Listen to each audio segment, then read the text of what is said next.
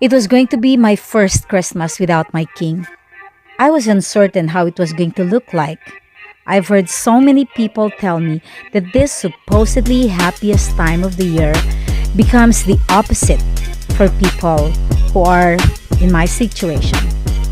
I prepared for it. I told my boys we should spend Christmas elsewhere, not at home, because we've always spent Christmas in the house as family. I don't want to go to a place where we've been also as a family because I wanted to celebrate with other people and I don't want to notice that 4 suddenly becomes 3 on Christmas Day. Kakulay ko ang kwarto. I know. So I said, let's go to Taipei. But it took long before my boys could tell me their last day of work and other commitments. By the time I was to get our tickets, it was way too expensive. I wanted Baguio as I have not been there for long, but accommodation was not available. Good thing my sister messaged me on the 19th of December.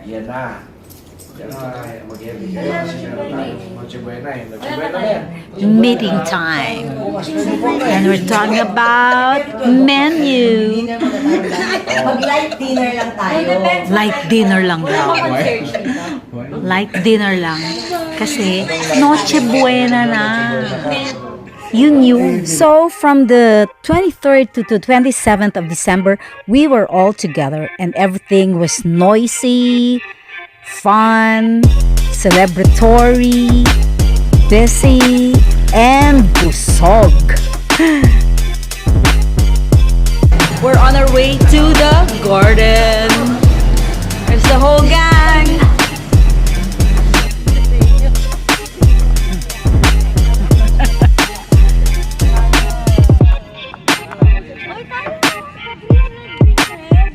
We are at the garden before watching the water show. What's your role? Are you a referee? Just cover.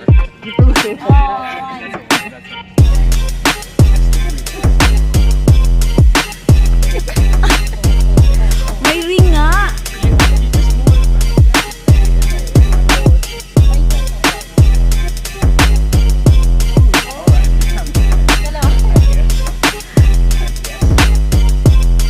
Yes.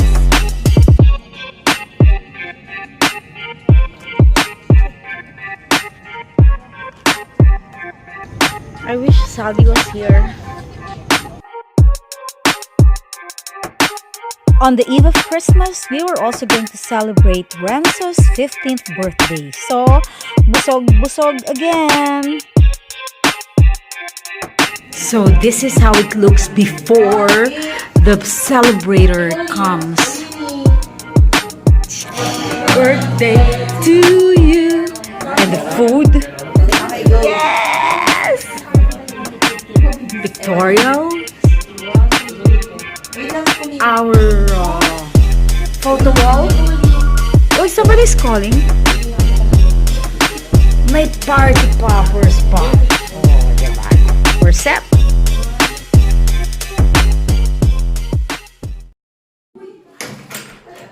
Ang tagal nyo! Hey! Yes! Say hi to the vlog. Merry Christmas! Let's go! Because you're so tagal! Oh no! Yay!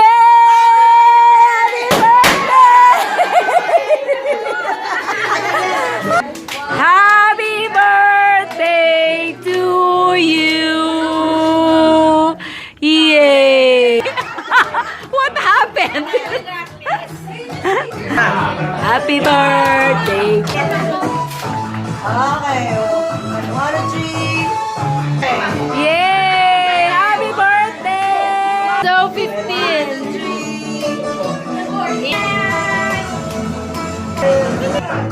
Now everybody. Yeah. Everybody! Blow! 1, 2. Yay! Amidst the chit-chat, finding our own corner to be with somebody or with groups. I felt his absence. My king is not with us. So I was left with no choice but go inside the bathroom and have a good cry. I cried for more than 10 minutes until I realized I had to go out. I didn't want people noticing that I left. I didn't want to create that feeling and to give them a reason to be sad as well. So I went out. Thank God for eyeglasses like this. Hindi na halata. Sana. Oh yes, 2019 was really an eventful year.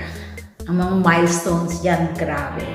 I will never forget when Driggs was so into his thesis and I knew how much effort he exerted to come up with a really good one, and he did come up with a great one. 2019 was the time when both of them left college.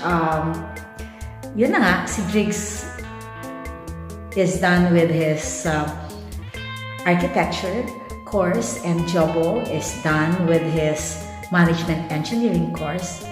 Ang saya lang, ang saya-saya. Extremely happy. That's what I describe our state during the months of May, June, July, all the way up to August. Grabe. We had a taste of their salaries. I call it Happy Meal because they treated us to lunch. Jowa did lunch and Trix did dinner. And that was like a taste of heaven talaga. And then physically, health-wise, because of this angioplasty, Sadi has been feeling so well, disciplined too. We would go to our exercise sessions, and he was so behaved with his diet. He was so behaved, and I got myself behaved as well in my diet. And ganda lang. Until the 26th of August, when that happened, my king,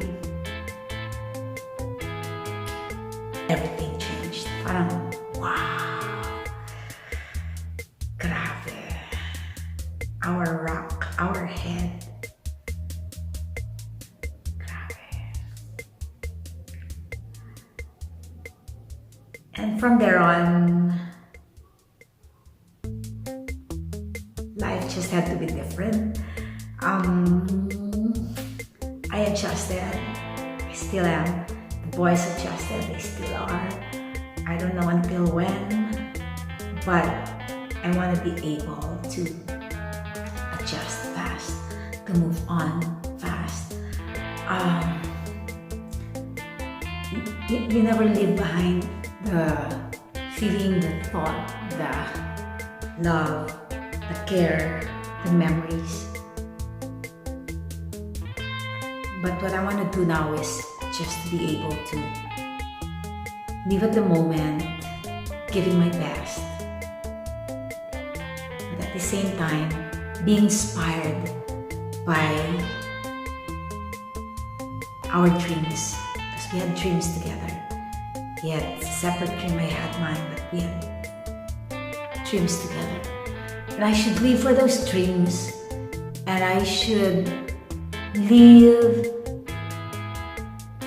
to level up even, bearing in mind that He is there, praying for our safety, our success, enveloping us with His love. I feel that. So that's what I need to do. My current state is hopeful. My current state is still filled with love. Naisip ko nga siguro that's the reason why our lives individually was so energized by each other's dreams and aspirations and energy. That when we come together, we are solid. And I must retain that. I must live with that thought. It should continue na parang he's still there. Yeah. And especially now that my boys are done with school and they have their own careers, I should still be there supporting them in their endeavors times two. But at the same time, I bear in mind not to forget myself, to keep on loving, to keep on giving, to keep on being grateful, and to keep on strengthening my faith. Because I know that even when Zaldi's here, we would do the same thing. We would do all that we can to strengthen our faith, to serve Him. So talagang now, isip ko, whatever it is that I should do, I really just must first and foremost do it to serve Him. Because when I do that, I also make my King happy. Because my King lived his life following Him as well. In everything that we did, we always ask for His directions, for His lighted path. And that's what I'll do. That's what I'll keep doing. 2020, you're gonna be great. And my King will still be with me. You'll still be with our boys. Off to hear Holy Mass. It's Christmas Day. What's your Christmas wish? Thanks God. Thank you. Yeah. Dahil inabot ko pa itong birthday natin. That's all. Okay. And Merry Christmas and a Happy New Year. To one and all.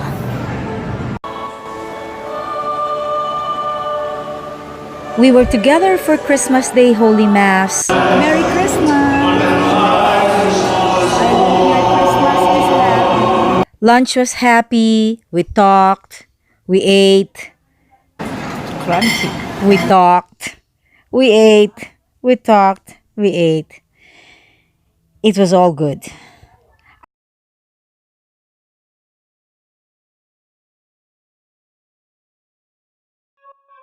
So today I found out that this hotel is 8-star. Which one? And it's huge. Just look at this. I'm presuming this is just less than one half of the whole property, because yesterday we went swimming and I can't see it from here. I can see the swimming pool from here. So it should be on the other side, but as you can see, this is already humongous. This is the side where you watch the fountain show, the water show every evening. So where we went yesterday is on the other end. Now tell me, isn't this huge? As I ended our vacation with our family, I was grateful and thankful that I made it through Christmas. A prosperous New Year indeed. Daming